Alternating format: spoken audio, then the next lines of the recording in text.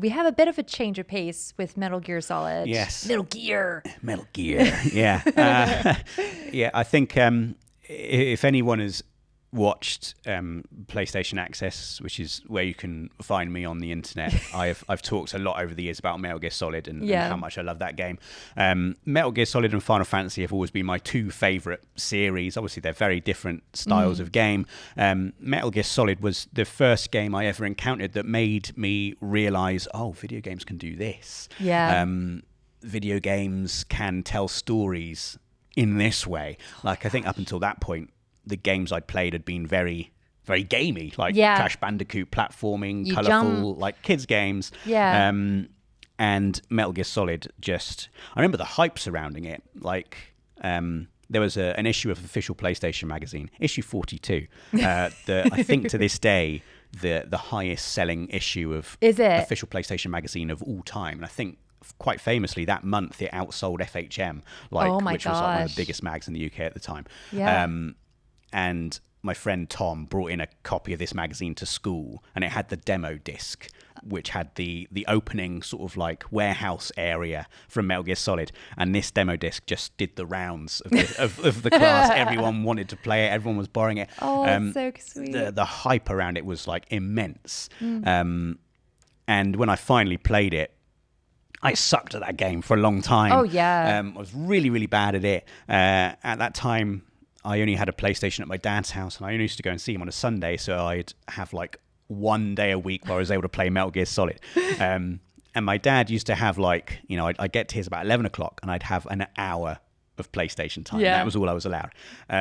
It got to the stage in the end, though, where my dad would be waiting at the door, like, come and play Metal Gear Solid, because he got really into it as well. Oh, I can remember him distinctly saying, this is like a movie, like in the... Because it was. It was, yeah. It was like nothing anyone had seen before. Like the level of storytelling and the way it played with the medium as well. And I think that's obviously something that Hideo Kojima does exceptionally well.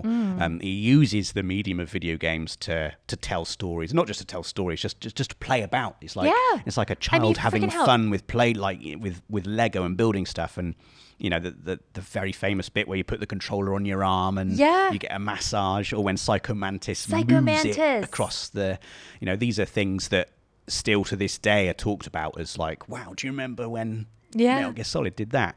But yeah, there's the simple fact that it's a very exciting game with a cool story and great characters.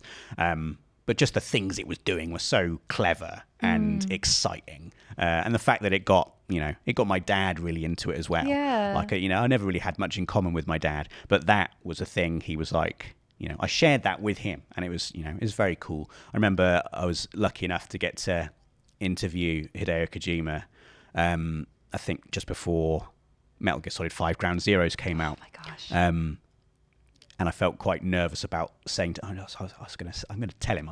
Yeah, just do it. Like, I just told him after the interview, like, Metal Gear Solid really meant a lot to me. And it helped me, it was a thing I shared with my dad. One of the only things I shared with my dad. Yeah. I don't know if that meant anything to him, but I told him. Yeah. And that was like a thing for me that I was like pleased that I got to do.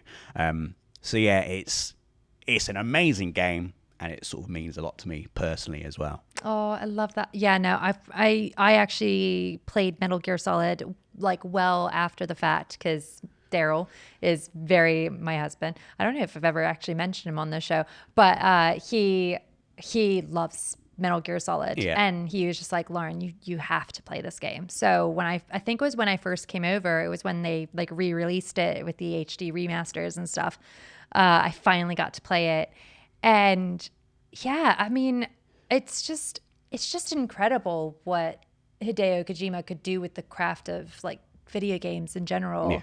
How have you found it with him starting up Kojima Productions, like doing his own thing now with Death Stranding and stuff? I find it very exciting because I think he didn't make any kind of secret of the fact that I think creatively wanted to move on from the Metal Gear series, probably as early as Metal Gear Solid 2. I mean, Metal Gear Solid 2... He's like, I'm out. The whole point of that game is it's Kojima moaning about having to make another Metal Gear Yeah. game. Like, there's so much in that. It's just You like, think this is going to be about Snake? sequels. Well, here you go. Exactly. Have some of this. And there's, lots of meta commentary on the nature of sequels. Like, there's a whole story beat around like the S3 plan, which in the game stands for Solid Snake Simulation, which is basically Raiden deliberately being forced to go through the exact same sequence of events that Solid Snake went through in Metal Gear Solid. Yeah. And it's, if that's not Kojima going, you sure you just want the same thing Yeah. again? The same thing again? The Yeah. same thing again and again and again? Then I don't know what is. And then, of course, Metal Gear Solid 3 comes along and completely changes it up. Like, I remember there was an advert for Metal Gear Solid 3. It was like a bunch of directors' chairs, and one of the chairs said main character. And you see Big Boss like sort of clambering up ready to sit on the seat, and then Raiden appears the other side, and they have like a little tussle, and Snake does like a CQC move on him.